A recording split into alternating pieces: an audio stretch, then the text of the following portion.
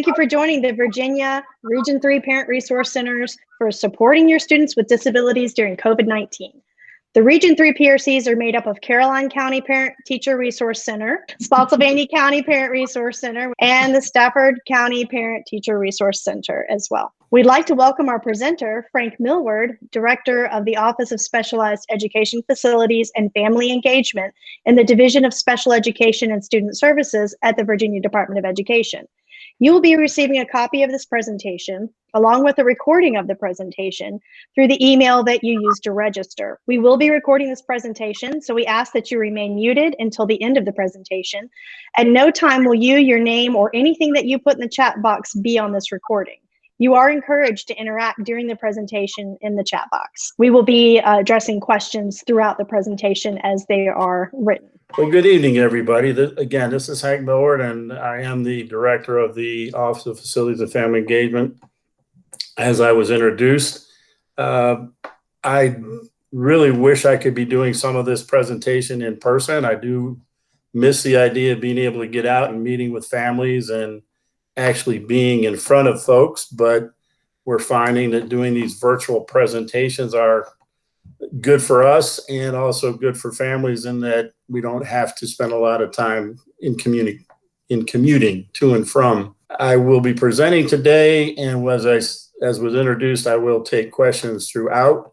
However, keep in mind, I will not address any student-specific question or any school division specific type question. I will answer it in a generic format, but will not try to resolve a specific issue or provide any direct guidance for a student-specific or school-specific issue during this presentation. What are we going to be talking about today is defining what is a free appropriate public education during COVID, talking about parental rights, procedural safeguards that are in place during the COVID-19 situation, what you can do to help your student during virtual IEP meetings, and what you can do for your child who is engaged in distance learning.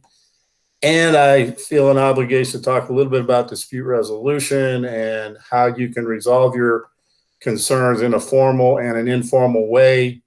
And as we've stated, we will respond to questions for participants as I go through the PowerPoint. But also I have a few questions that were provided to me prior to the presentation time that I have incorporated into the presentation and will respond to as well. Again, feel free to ask any questions that you have. And keeping in mind also that anything I say today is not to indicate that a school division is or may be out of compliance, or for that matter, that they're in compliance. My presentations are meant to provide you with information as technical assistance that you can use as you can continue to collaborate and work with your local school division. Free appropriate public education. And every time I do this presentation in front of folks, I ask the question, what is the key word in free appropriate public education? And almost 99% of the time, someone will say free, which is always a good response, however, not correct. The most important word in free appropriate public education is the word appropriate. What is appropriate for each individual child? And appropriateness is based not only on the child's disability, but the services that need to be provided to ensure FAPE need to be related to the unique needs of the student and not just that student's disability. So again, the key component of FAPE is a requirement that services be provided to a child that must be appropriate for that child to meet that child's unique needs. And as such, FAPE must be individualized. There should not be any generic, this is what we do, this is what we can do, this is what we will do, this is what we won't do when we're talking about children that are receiving special education related services during the COVID time or any other time for that matter. Free and appropriate is based on a student and their individual needs. And that has not been waived by the feds nor by the VDOE. There is no change in the definition nor the expectation for the provision of a free, appropriate public education. Same goes with the parental rights and procedural safeguards. Everything that's outlined in the regulations governing special education programs for children with disabilities, what I refer to as the Purple Book, have not been suspended or modified. And that includes all of those things related to the procedural safeguards and all the parental rights outlined in VAC 20-81170, which is that section of the regs that talk about procedural safeguard, parental participation in meetings, provision of prior written notice, and so on. Again, these have not been changed at the federal level, nor have they been changed or modified or suspended in any way by the Virginia Department of Education. So anything that was in play before COVID remains in effect and must be followed and implemented during COVID. So that takes me to participation in meetings. When this first started, obviously they had to have a lot of IEP meetings and so on, and most of them were done through virtual means. And it's important to understand that both federal and state special education laws and regulations do allow IEP teams to use alternate means of meeting participation, such as a video conference or conference calls. And that was being done well before COVID. So it's nothing new due to COVID, but keeping in mind that during COVID it's probably going to be offered more frequently. But let's keep in mind too that the requirements related to the scheduling of a special education meeting must be met. And one of the provisions in scheduling an IEP meeting is, one, it needs to be scheduled at a mutual time and place agreed upon by both parties. So as a parent, if you find it difficult to participate virtually, you have the right to ask that a meeting be scheduled for you to participate in an alternative means other than virtual, which could mean in person as well. And I think some parents forgot that, and they go to these meetings and they hear and they really don't have the information in front of them, and it's difficult for them to actually participate fully. So I'm here tonight to remind parents that you can request that the meeting be held in person. Now keep in mind that the LEA has to protect the safety of their staff as well, and may not feel it's comfortable to bring you in person. However, they can't just summarily dismiss your request. They have to discuss a different way in which you can participate fully in the meeting if it's going to be virtual, or to agree to bring you in person. And then no matter what format they use, keep in mind that all required participants, including parents, must be present and or appropriately excused from the meeting. And by that, we mean those people that can be excused from meetings prior to COVID can still be excused during the COVID situation. And parents, you have to agree to that. They can't just summarily say that we are not going to have a required member of the team at the meeting unless you give them permission. So everybody has to be there, and they cannot hold meetings without you unless they can't convince you to attend and can document that. In other words, we do see and have seen even before COVID, a lot of meetings get conducted without the parent in attendance, and that's permissible to a point. But if you hold a meeting without a parent, then the meeting has to be reheld with the parent in attendance anyway. So we discourage school divisions from moving forward IEP meetings if the parent cannot participate. Something that has come up most recently, but frequently, is the use of IEP addendums to address issues related specifically to COVID situation. But we need to keep in mind that an IEP addendum is used to make minor amendments or modifications to an IEP. And you, the parent, must agree to make the changes without convening the child's full IEP team. And there must be a written document reflecting the changes. And there is nothing in the law that prohibits a school division from preparing a draft addendum, presenting it to the parent, and asking the parent if they agree to make those changes without a meeting. And if so, the parent can provide consent. But if the parent does not agree with what is being proposed by the amendment, and they begin to offer alternatives or want to add something else or want to change something else, then what they have done is triggered the need to hold a full IEP meeting, and the addendum would not be implemented.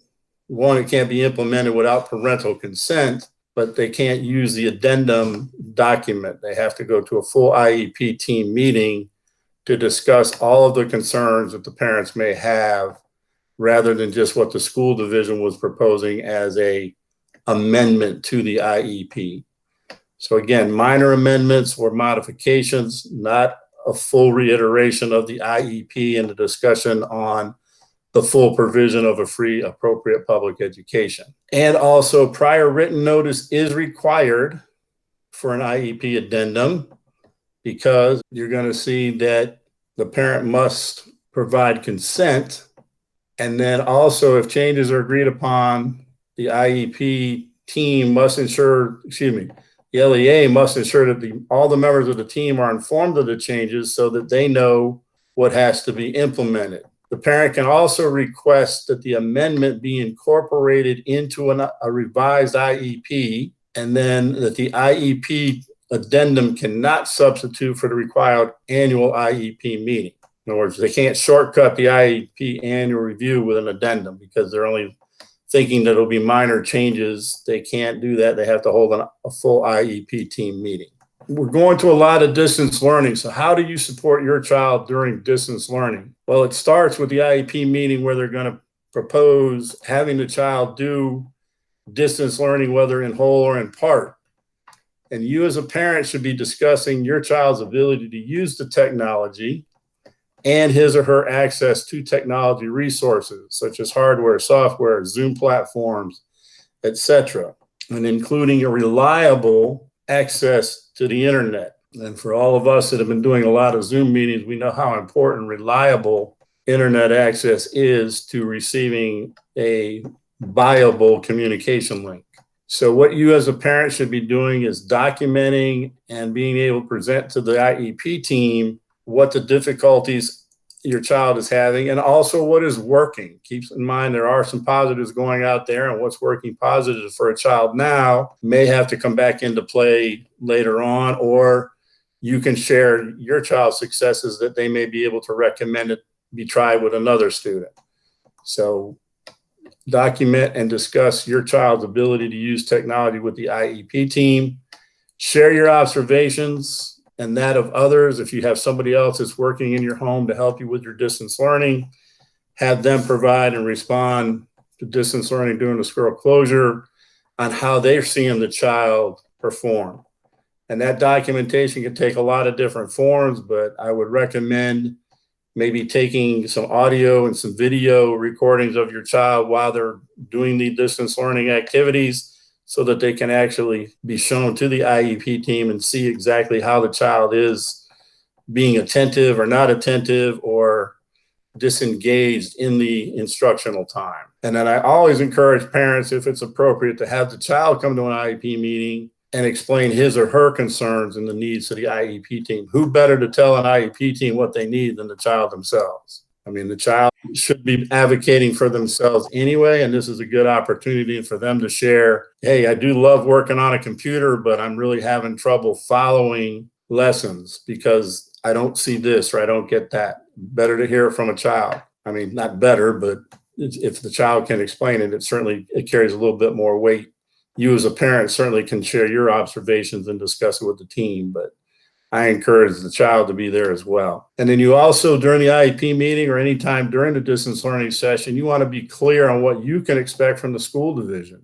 And I can't emphasize the little side bullet there that says seek further clarification on what you don't understand. There's a lot of things written into IEPs and into prior written notices and some language in some IEPs now that are written kind of in a legalese fashion. If you don't understand it, ask for clarification. Have them explain to you in language that you can fully understand what is being written and what is being proposed for your child. Like I said, I'm not going to talk about specific school divisions or situations, but there have been things in IEPs about, waiving IEP meetings and all those things. Make sure you fully understand what that statement means and whatever else is written into an IEP or a prior written notice related to the provision of distance learning for your child, whether it's in person in part or whether it's virtual through asynchronous and asynchronous instruction, hybrid models, whatever. Make sure you understand, one, what those terms mean. You know, what is expected from the school, and then what is expected of you, and can you really satisfy those expectations? And I'll bring up the example of internet. I know of several people that I work with in my circle and where I live that reliable internet is not readily available. And you need to let school divisions know that you're going to have trouble accessing the internet, and how can that be overcome. And after having conversations, many school divisions were offering hotspots or setting up hotspots for parents to go to. Again, make sure you share what you can and can't do during this distance learning situation. Continue to communicate with your child's IEP team and case manager as often as you deem necessary. Yes, they are very busy and they got more than one child to attend to, but you need to focus on your child. And if you need to get clarification or share concerns, then that's what you should do as often as you deem it necessary. And then the underlying piece of all this is that the school must still ensure that the child receives an appropriate, free, appropriate public education. And again, that goes back to, there can't be any unilateral that this is what we do for kids in person, this is what we're going to do for kids during virtual learning. You know, we're going to send all kids packets. That may not be appropriate for every child. So make sure that the team engages in a discussion with you about what is the appropriate methodologies and what is the appropriate accommodations that need to be provided for your child during distance learning. Again, that's all about parental participation in meetings and being an active participant, and none of that has been suspended or waived. You still have the right to voice your concerns and propose your ideas to your IEP team. Again, you want to make sure that you understand the expectations for distance learning on both your part, the child's part, and the school division's part. What works best for your child in that environment? And I know we want kids to stay engaged and focused, but I believe that during this time of sitting in front of a screen, I get up more often than I did when I was working in the office and working on paperwork and doing, but being I'm doing a lot more Zoom meetings and whatever, I find the need to get up and move around. So I would encourage that you have your child do the same. You know, take breaks, adjust your schedule, reduce the distractions for the kid. I used an example this morning about, you know, the dog coming in and distracting a child. I mean, if you got a dog, lock him in another room, or at least have the kid not be able to be distracted by things like that. Kids are easily distracted enough. They don't need additional things. Have a checklist for keeping your child focused. And as I mentioned, give your child a break, and don't forget about yourself. You need to take breaks as well. And then provide your child with immediate positive feedback on the things that are going well. And I'm giving credit for this to Johns Hopkins University School of Education, because I picked it off one of their informational slides. But I think it's all great information and things that you as a parent, if you can follow some of these, it'll make the distance learning situation a little bit easier and more palatable for you, and more importantly for your child. And the child will feel more comfortable and maybe feel a little bit more successful with it. And we all know that if we feel successful about something, we're willing to approach it again. So, all right, parental consent.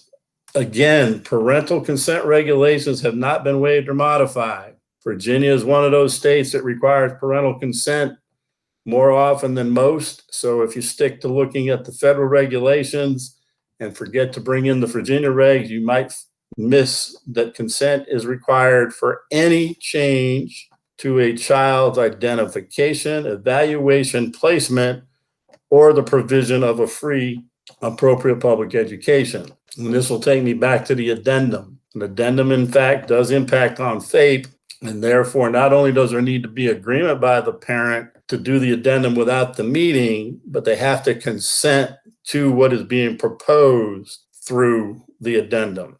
And as with anything in parental consent, there must be prior written notice provided to the parent before seeking consent. All that ties into the consent regulations and the provision of parental prior written notice regulations. So what happens if a parent does not sign an addendum to change something, or doesn't sign a newly proposed IEP? The last agreed upon IEP remains in effect, which means the school division must implement the services that are outlined in the old IEP until such time as the parent agrees to make any changes. And I know that creates a lot of issues because most IEPs were written what? Pre-COVID, and don't talk about distance learning, and they don't talk about maybe additional accommodations or modifications to an IEP. But the last agreed upon IEP, the services of the IEP must be implemented. That goes back to my first statement at the very beginning about free appropriate public education.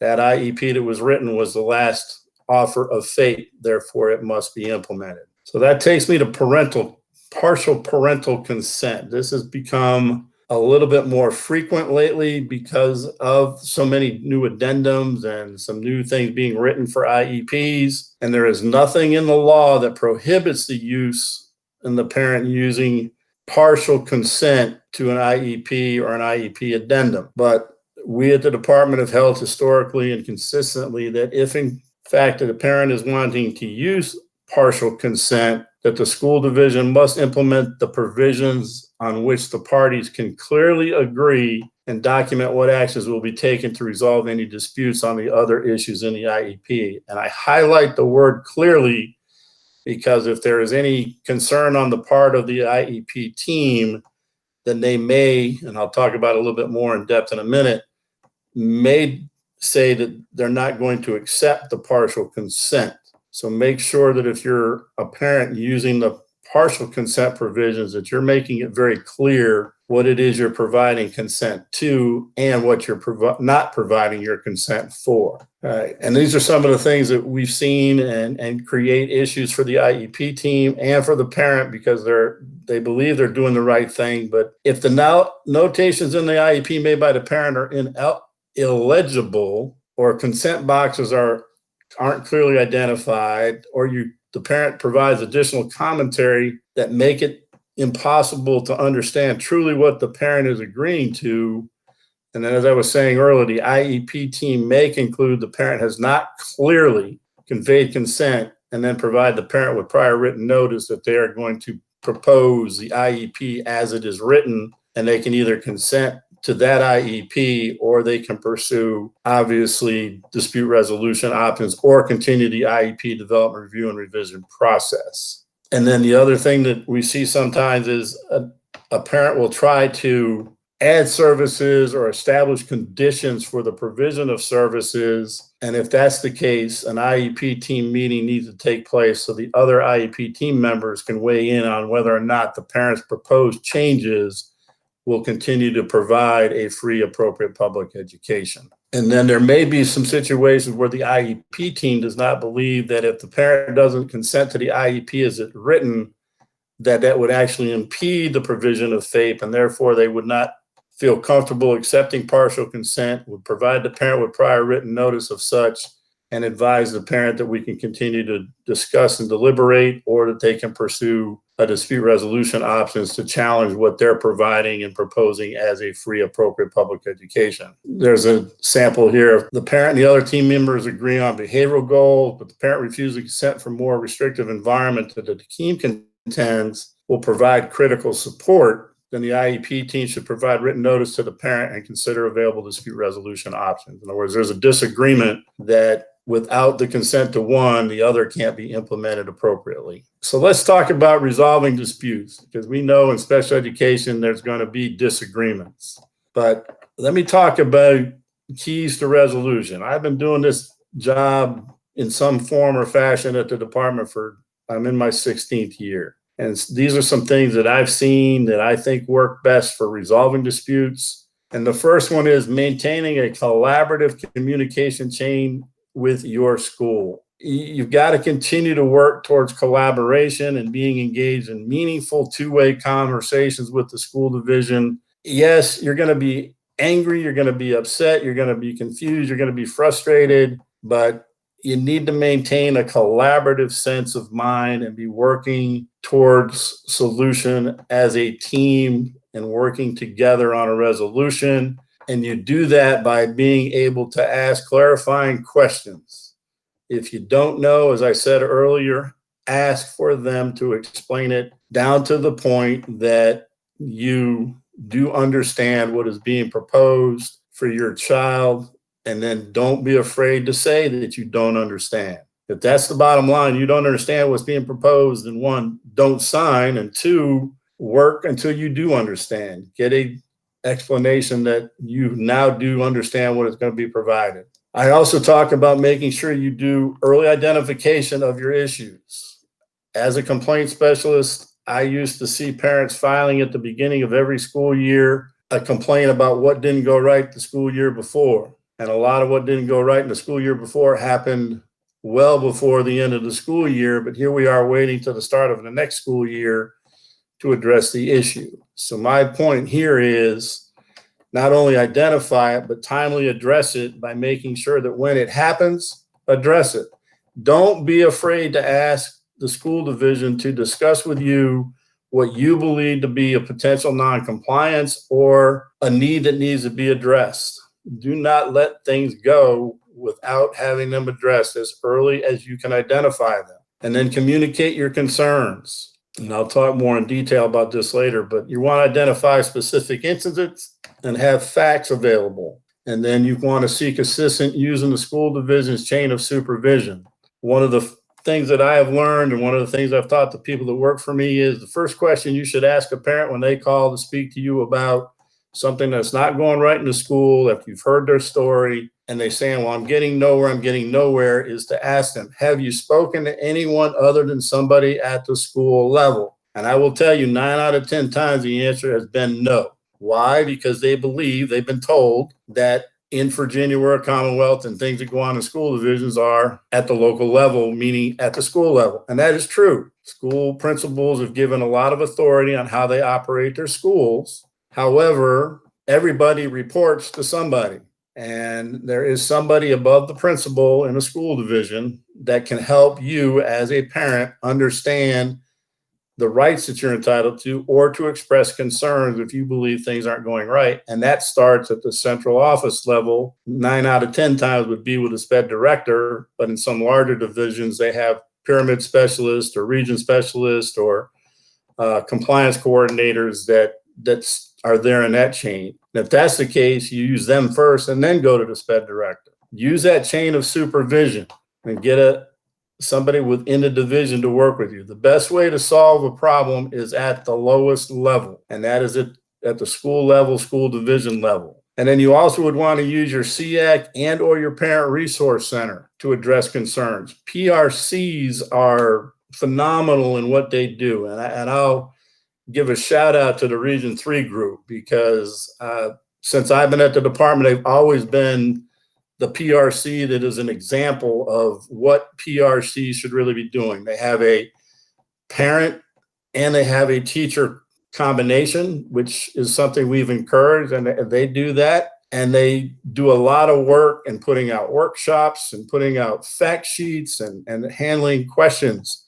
So your PRC in Region 3 is certainly able to help guide you in the direction you need to go to get a resolution, or at least where you can go to get more information or assistance if you need it. So I would use the PRC for that purpose. And then if you've really got issues that you think might be systemic in need or need to be addressed at a higher level, use your SEAC, because their responsibility rests in advising the school board through the superintendent on issues that are systemic in nature and or are needed to meet the unmet needs of students with disabilities. So in Region 3, the SEAC and the PRC are two very, very positive sources for information.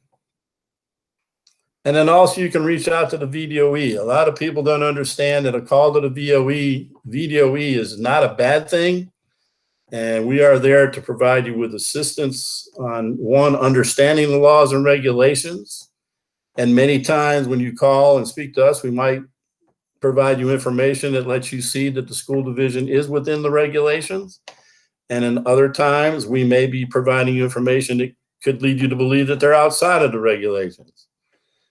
We're not going to make a judgment call that a school division is or is not in compliance with regulations based on a phone call with a parent, because we need the facts and a response from the school division before we could do so. But oftentimes the assistance that we provide you would be the regulations, where to look, what you should ask the school division, provide you with some maybe questions you can ask, some references that you can make that may open up a further discussion. Also, with your permission, we can reach out to the school division and speak with the SPED director and advise them of your concern. And as I'd mentioned earlier, oftentimes we see that parents haven't gone anywhere but the building level, the school level.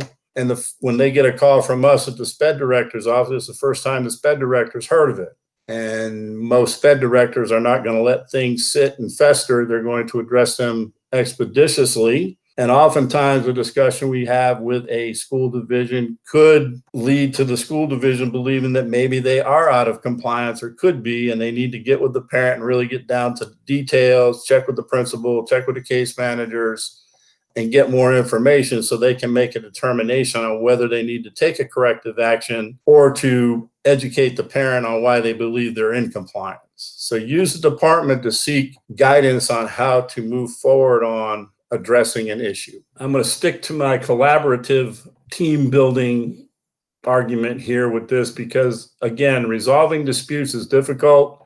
And if you don't have a good relationship, it's going to be even more difficult. And on this list, the first thing is remove the emotions. And I know that's a tough thing for somebody to say, remove the emotions in special ed. How do you do that? Because special education is emotional. I am a parent of a child with a disability. I'm a grandparent of 2 children with a disability. And I am also a sibling of a person with disability. So I truly understand the emotions. I can truly empathize with you that it's a difficult process. And that, yes, I was angry, I was frustrated, but I made it a point that I was going to put the negativity aside and approach my IEP meetings and any kind of interaction I was having with schools about my child and about my grandchildren from a emotion-free viewpoint. Difficult to do, yes, but I can always bring my emotions back up later. But having emotions is not going to solve the issue. What's going to solve the issue is being able to communicate through the emotions and get my point across, and for you to get your point across so that they understand truly where they're coming from. And that really started with me having to understand that everybody that was working with my grandchild or was working with my daughter was a human being, and they're going to make a mistake. And I myself am a human. I'm going to make a mistake, and they shouldn't hold that against me, and I certainly can't hold that against them.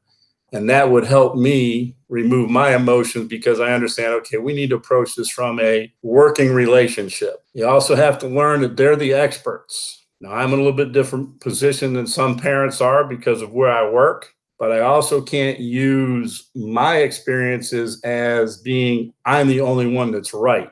But I would deem myself to be somewhat an expert on special education laws and regulations. However, if we enter into a dispute, the experts are the school division employees, as long as they are duly licensed for the positions that they hold. And we have to understand that they are the experts. And yes, because we as parents have emotions, and because we as parents want everything to be the best for our child, that sometimes we don't believe that the experts are offering what we believe to be truly appropriate. What I want for my child is for my child to be the best, and there is nothing wrong with that. But we got to keep in mind the words appropriate. What is appropriate for my child? Got to remember to stay focused on the issues at hand. Things that happened 2 or 3 years ago are over with. You can't continue to work in that. You got to stay focused on the issue, and you got to stay in the present. What is going on right now, today, that's impacting on your child, and how do we address that, and what do we need to do to fix that? We want to work from the positive to correct the negatives. And then you also want to know that you're working towards a consensus. And if you take the word consensus, by definition, that means everybody's in agreement. Well, that doesn't happen. That doesn't happen in your personal life. It's certainly not going to happen at every IEP meeting that everybody's going to agree with everything that everybody is saying. It just doesn't happen. And we have to understand that there are going to be people that disagree with you, but there are also going to be many that will agree with you. And you got to use those people to your benefit to help you move your agenda forward and your concerns forward. And you want to stay collegial. Nothing wrong with disagreeing, but there's no need to get ugly about it. We want to stay positive, stay in the collaboration realm. And we do that by listening and offering different opinions and options. Again, back to asking clarifying questions, being willing to give out information, being willing to be an active participant and offering different things for your child. I know all that sounds easy when I say it, and I know how hard it is to put into place. I've been where you're at, and with one of my grandchildren, I've been actively engaged with it. And I do know that sometimes I do step on some of that stuff, and that's okay. Just remember, we don't want to dwell on the past. This slide here is probably, if you get nothing else out of this presentation tonight, take this home with you. Document, document, document, document everything that happens within your child's special education services, both good and bad. The good, because you may want to come back to it and say, well, this worked before. Can we try it again here in this situation? But we're talking about resolving disputes. So you're wanting to be able to document why you feel something is not right. And that's why you want to document, document, and document. And that documentation can be anything from a handwritten note on a napkin, an audio recording, a video recording.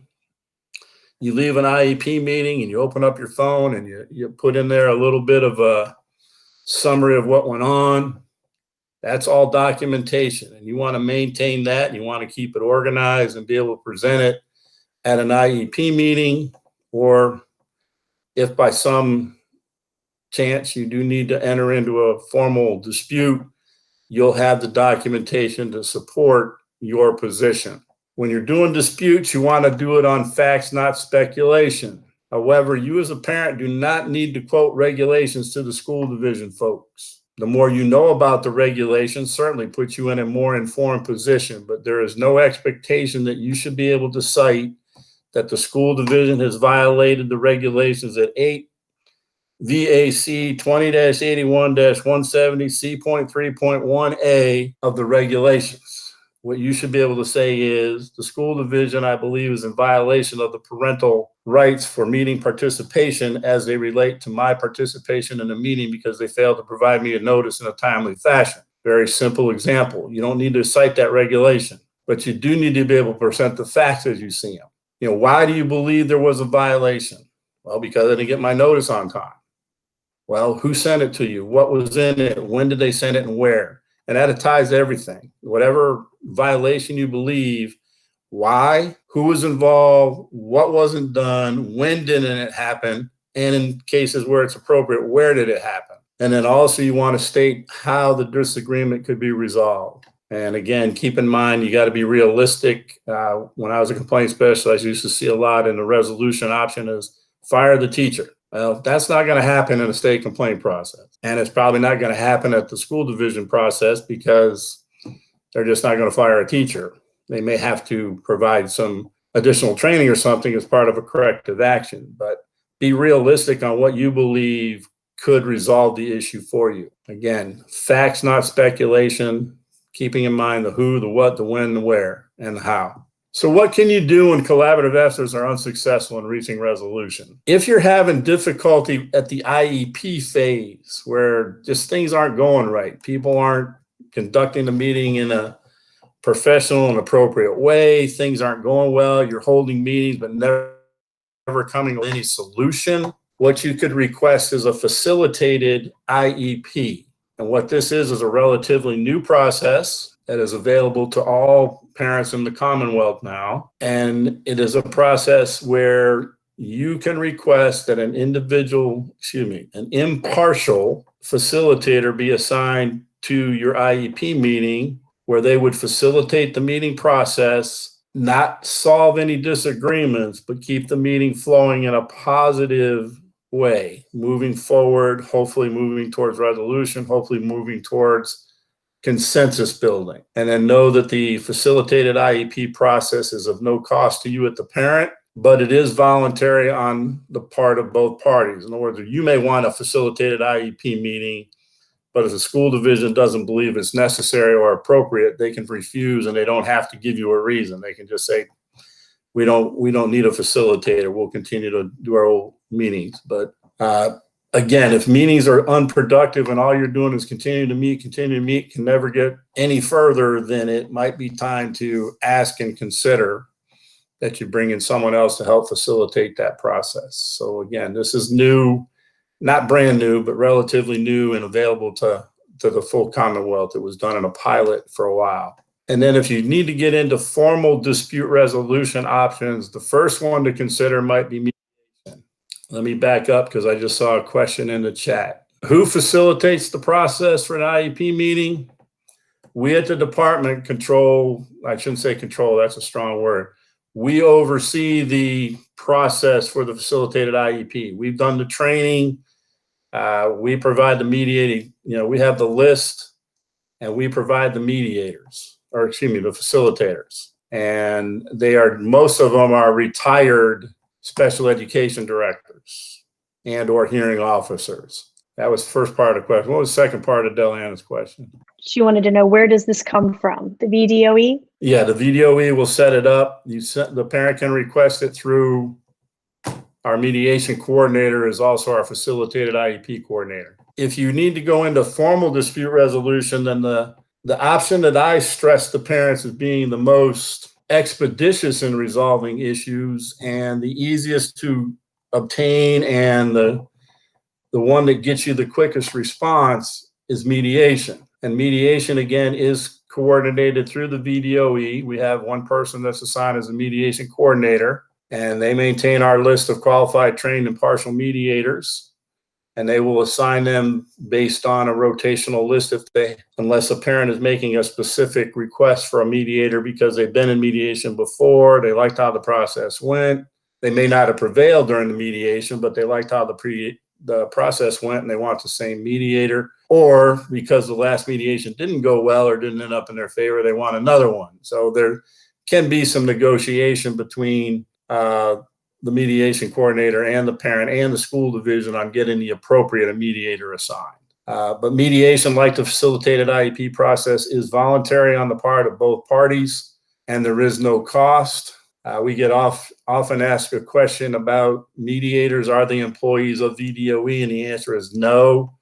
Although when we tell them we pay them, people say, well, then they're your employee. Well, yeah, I guess you could make that correlation, but they are technically not employees of VDOE. We contract with them to provide this service. They are not employees of the department. They're contractors. The same would apply, though, that they can't be an employee of the school division. In other words, if the mediator is employed by a school division, they certainly can't do mediations in the division that the mediation would occur.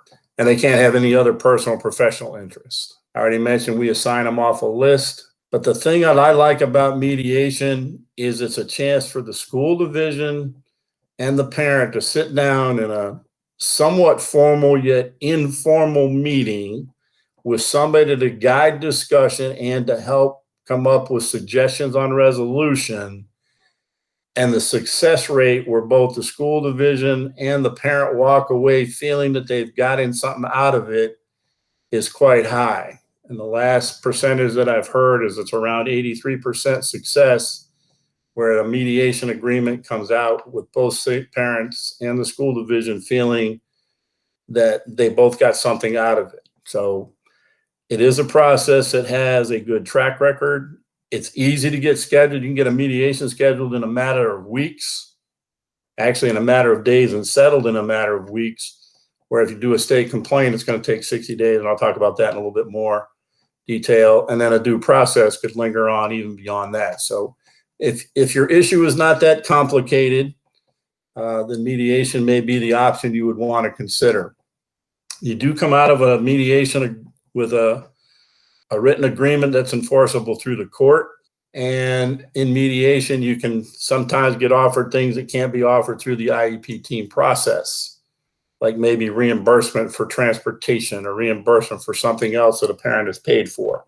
IEP teams don't have the authority or the ability to offer reimbursement as part of the IEP process, but mediation can.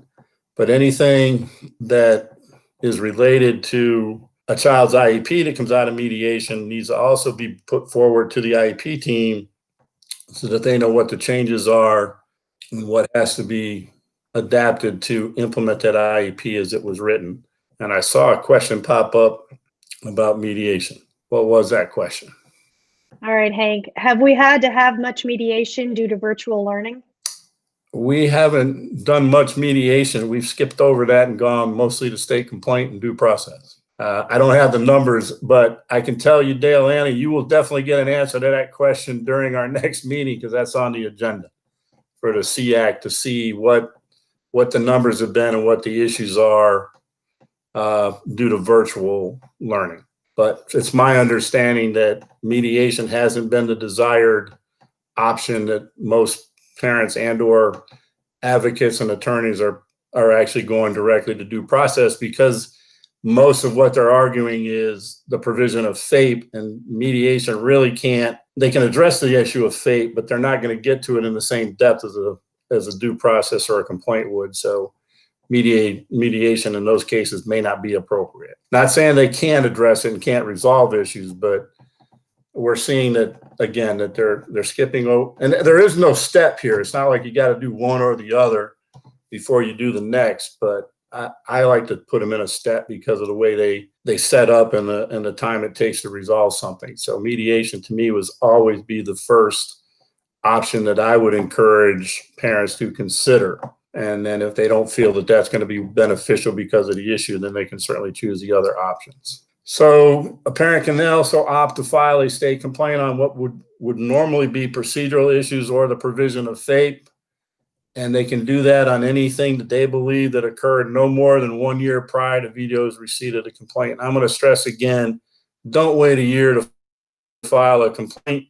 If it happens today, think about it and then consider addressing it either through an informal collaborative process with the school division or through mediation or a state complaint. Do not wait to the last minute, because if you submit it at the last minute and it's not correct and we have to send it back for clarification or additional information, you may be submitting it beyond the 1 year timeline and therefore it can't be processed. So parents, if you didn't take the document to heart, take this to heart. Don't wait till the last minute to try and address your issues. Complaints can be filed by an individual or an organization, can be filed on more than one student. But if it's filed by someone other than the parent, we must have parental consent to share additional information. So if you've got an advocate working with you or another parent that files a complaint on your behalf, we're going to need consent from you to share anything more than the initiation of the complaint with that person. Otherwise, that's all they're going to get. They won't get anything else. They won't get any documentation shared with the complaint specialist from the school division and working to resolve the issue. But anyone can file a state complaint on the behalf of a child. We do not take complaints simultaneously, anonymously. It's kind of hard to address a complaint if we don't know to whom it attaches and to what we can address by facts with the school division, because everything in a state complaint is based on the facts. And this goes back to providing whatever form of documentation you have to support your allegations. If you've got a scribbled note on a napkin, submit it. Also make sure you keep a copy of it. Don't submit us your original and not keep your own records. All right. There is a 60 calendar day resolution process. So there's a timeline, 60 days. Do you really want to wait 60 days for somebody to rule whether or not the school division implemented your child's reading goal? No. That's why I suggest that if you can, address things as early as possible through the collaborative process or maybe mediation, because that'll happen much quicker than the 60-day period. You can appeal findings that are issued in a state complaint. We call them findings. We might hear a lot of people say, oh, I won my complaint. No, you didn't win anything because there was no prize given. It's a finding. We found that the school division was in compliance, or we found that the school division was out of compliance. And you and the school division can appeal those findings if you believe there's been an error in the fact of law or just misinformation. And those appeals get sent to an impartial hearing reviewer or complaint reviewer, and then their findings are final. Due process, my least favorite thing to talk about because it's the most litigious and the most emotion-filled process. It is also the one that's going to probably incur the most expense for parents and school divisions. But a parent has a right to raise a due process hearing request on any issue they believe is a violation that occurred not more than 2 years before the date that the parent and the school division should have known, and at the time that we received the complaint at VDOE. But again, why would anyone wait for 2 years to file a complaint on something? But it's the timeline that's available to you. If the school division gets a request for a due process, they must tell the parent of the availability of mediation and any free or low cost legal or other relevant services available. This is the piece of due process that I like, because if you file a due process request, that triggers the need for the school division and you to sit in a resolution meeting within 15 days of their receipt of the notice of the request. And prior to the initiation of the due process hearing, the school division shall convene a meeting with the parent and the relevant members of the IEP team to talk about the issues presented and what might be able to be resolved without having to go to a full hearing. This is a required element. So if the parents in the school division have not been able to work together up to now, they are going to be required to meet in a resolution session and at least address the issues. Doesn't mean it's going to get resolved, but it does give you that opportunity to present without having to incur the full cost and other things associated with a due process. Not saying it's a bad process. Don't walk away saying, Hank said, don't use due process. I'm not saying that. I'm just telling you that it's a more litigious process, a little bit more emotional process. And there is a means by which you can resolve the issues through this resolution meeting. The thing about due process resolution meetings is they can involve attorneys. So it's you and the school division trying to work through the issue and come up with a resolution. Now, of course, if you bring your attorney, then the school division certainly has a right to bring theirs.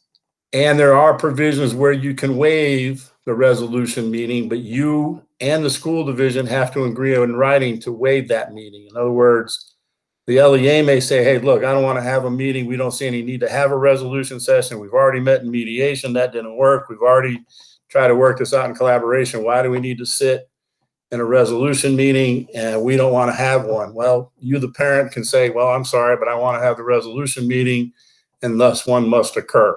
You and the school division can agree to use mediation in lieu of the resolution process. Or if the local school division is the one taking out the due process, there is no requirement to have a resolution meeting. You file against the school must be a meeting. If the school files against you, there is no need to have a meeting. And then keeping in mind, when we talked about the relevant members of the IEP team, you and the school division gets to determine who those members are going to be. Again, a special education hearing officer's decision is final unless it's appealed in a state circuit court within 180 days or in a federal court within 90 days of the issuance of that decision. And if the special education hearing officer's decision is not implemented by the school division, the parent can file a complaint with the Virginia Department of Education for our investigation as to why they are not complying with the hearing officer's decision through our state complaint resolution process. Just briefly want to talk about due process costs. If the parent and the LEA are responsible for their respective attorney fees outright. However, if you, the parent, are the prevailing party, you have a right to seek through petition to the state circuit court or federal district court for award of reasonable attorney fees as part of the cost. So you as a parent may be able to recoup costs, but this is where is the indication that you as a parent need to understand that you are entering into a procedure that is probably going to require you to hire an attorney and or an advocate that is maybe more versed in special education laws and regulations than you are, and they are more than likely going to charge you a fee. So this is where the other two processes are free to a parent. Due process could incur costs. There are some attorneys and advocates out there that do things as they call pro bono, which is at no cost to you. But generally, there's going to be some fees associated with a due process. But if you as the parent are the prevailing party, you could petition to have the school division reimburse you for those expenses. And then I want to clear up some misunderstanding about the expedited due process, because occasionally I see parents and advocates and even attorneys sometimes file for what they say, I want an expedited due process on this because of the magnitude of the issue. Well, expedited due process are reserved for situations where a school division has held a manifestation determination review related to a behavior incident and found that the child needs to be removed from the public school setting due to that behavior, or because they believe that the child staying within the school could result in injury to themselves or others. You can get an expedited due process on that determination, meaning that all the timelines for a due process hearing get moved up. But you can't just ask for an expedited due process. It has to be related to a behavioral situation. Then I'm going to address the questions that were posed to me in writing that I felt were appropriate to address in this forum this evening. And the first one is, what do we do when our child cannot function in the virtual environment and their grades are failing? This goes back to what I've been saying, that the child's services, accommodations, modifications need to be unique to the child. And who determines what's unique to the child and what's appropriate for a free, appropriate public education? That would be the child's IEP team. So gather up your documentation and request that the school division convene the child's IEP team to talk about your concerns as to how your child is functioning during the virtual environment, and see what modifications can be put into place to at least address it for now, and then continue there to see if they work, and if not, to continue to look and review and revise that child's IEP. Question number 2 was, my child has significant disabilities. What options do I have? Virtual has not been very effective, but I'm scared to send them for in-person because of health concerns. The first part of that question can be answered as I answered the first question. And the second part is certainly something that everyone's concerned with, is the child's safety and also the safety of staff in the in-person environment. And one of the things that you as a parent should do and can do and have a right to review is the health mitigation plan that the school division was required to submit to the VDOE, outlining what they were going to do in order to, one, adhere to the CDC and VDH guidelines, but what is their actual plan for mitigating any health issues that might arise, and how are they planning to ensure that it's safe for not just students, but for staff to be in their buildings. Every school division had to prepare one when they entered into phase 2 or phase 3, and they are available and should be presented to you either at the IEP meeting as part of the discussion points. And then also, you as a parent have a right to bring up your concerns on how things should be addressed, because your child may have a unique situation that may not actually been covered by the health mitigation plan submitted. So here again, you want to use the IEP team to address any and all concerns related to your child's receipt of a free, appropriate public education. We have concerns over the presentation of lessons at a reading level that is too difficult for our child. She reads 2 grade levels below her current grade, but the material presented is at grade level. Here again, you'd want to talk with the IEP team about making modifications to the curriculum and or providing some additional supports for your child related specifically to reading, and or potentially being provided instruction with materials that are at her grade level and making it more effective for the child to access the curriculum. So again, using the IEP team. And then the question number 4 here is, my son is a senior, is failing the regular classes. He's in school in a Wi-Fi hub without teachers available. Would self-contained be something we should call an IEP meeting to address? This would allow him to be in a hub with additional direct instructional support. Will self-contained affect him going to college? Again, is self-contained appropriate? That's an IEP team decision. So certainly you want to call an IEP meeting to address that concern. The second part of that is self-contained going to affect him going to college? Being in a self-contained class in and of itself should not. However, if they're going into a self-contained class where the material is not at the full content level and or the student will be assessed using an alternate assessment and may not earn a verified credit or a standard credit required for graduation, then you might want to consider asking, not maybe for self-contained, but for a different setting where the child can get more assistance from the teacher, because if the child doesn't have an advanced or standard diploma, it could impact on their ability to readily access college. I'm not saying that absent a standard or advanced diploma, a child will never go to college, but they may not get into their college of choice and or may have to take some additional placement classes and so on and so forth. So my statement here would be cautious as to changing the child's environment, least restrictive environment, if it in fact is going to cause the child to learn through a modified curriculum and or be assessed using an alternative assessment method. In doing so, you could be setting the child up for not receiving an advanced or standard diploma. We were being told by the school there are limitations to what they can offer because we're virtual.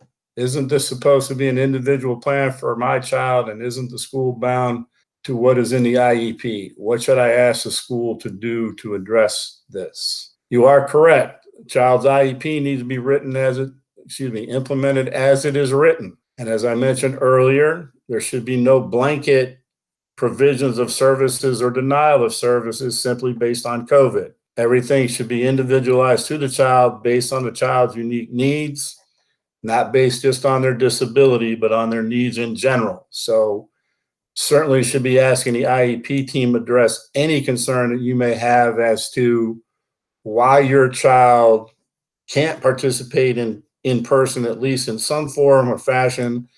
And what is asynchronous versus synchronous instruction? When does that apply? Is it a hybrid? How does that work? Ask all the different options that are available to you to all the students. And again, keeping in mind that everything is individual to the student, and there should be no, we don't do that for, or we only do this for type statements made by IEP teams. Student with autism and severe anxiety, because of the virtual workload, the parent applied for medical homebound. It's all been approved. The workload will be adjusted at the upcoming IEP meeting. And the teacher's response to the approval of homebound was, it'll be very difficult for her to complete the work if she's not in the conference to work on different applications in Google Apps. For example, today we're putting a worksheet together by sharing it on screen and students keying information and being shown format features and formulas to add to the worksheet. Will the student be able to attend the class? I don't see how I can adapt this class to homebound. I'll address that statement at the end. The first part of this is homebound instruction is a placement based on medical necessity. And if it is approved, the IEP team must determine the extent of the services, both special ed and related, that will be provided to the child in the homebound situation. And some of that may be based on what the doctor or the psychologist has recommended is the maximum time that the child may be able to participate effectively. But absent that, the IEP team would determine what extent of services the child would receive. and then they would assign the homebound teacher accordingly. So we go to the next part of this is, will the student be able to attend the class? I don't see any reason why a homebound student may not be able to attend the class virtually, obviously. But again, depending on that child's medical situation, if that's what it is, or psychological situation, maybe virtual is not the most appropriate and therefore would require some other form of delivery of instruction.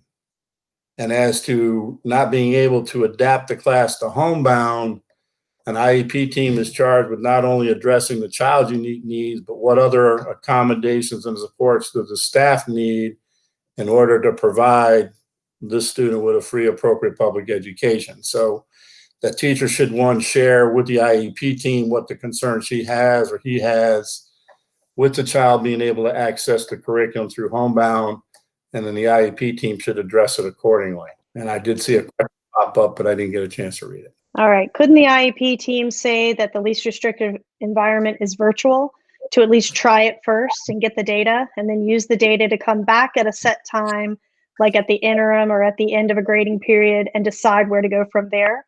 Example, speech teletherapy has 7 years of research that shows that it works. So can't this be tried first? Yes, there's nothing saying that homebound has to be in person. So virtual learning could be an option, in part or in whole, maybe just to provide the related services, but instruction being done in person or vice versa. So yes, the answer is it's all an IEP team decision based on the child's unique needs.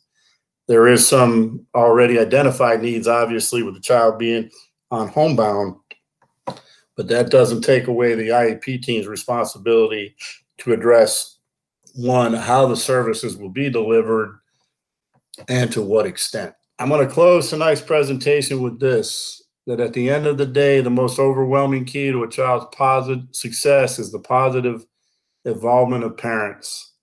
And for you parents and educators out there, I know this has been an unprecedented time, and you all are doing the best you can to stay positive and be positive and keep involved with your students, and you as parents keeping involved with your students and making sure they're getting what they deserve or what you feel that they deserve to receive as a free, appropriate public education. And I just can't thank all of you enough for doing what you're doing, the sacrifices that you're making as parents, the sacrifices that you're making as educators to make this whole thing work. And from the department standpoint, we're seeing a lot of positives. We're seeing a lot of good things going on that are going to direct what we do from a parent involvement perspective and parent engagement perspective. But I believe from the department level, you're going to see some things coming to better address this going forward in the future. So again, I encourage you to stay positive, continue to work together, and being positive and working with your school division on resolving concerns with this COVID situation and the provision of in-person versus virtual instruction and so on. So again, thank you all very much for that. I know some of you will leave out of here and think, geez, I should have asked this question. Well, here's my contact information. And the best way to reach me right now is obviously through email. I will respond to all emails usually within 24 hours.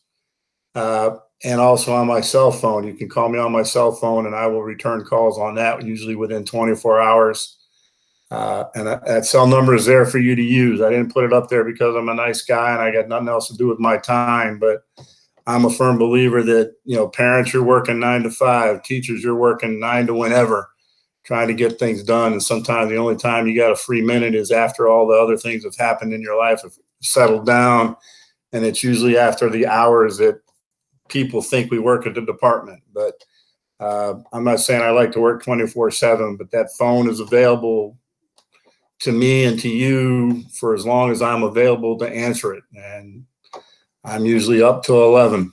So, and weekends and holidays and nights are free game, as some of you on this call can attest to. You've reached out to me on holidays or on the weekend to ask questions. And that's just because I believe that we need to be accessible to you. And I may not be the one that answers your question, but if you send me the question or you leave me a voicemail, I will make sure that someone responds to you at the department level to get you the response that you need so you can move forward.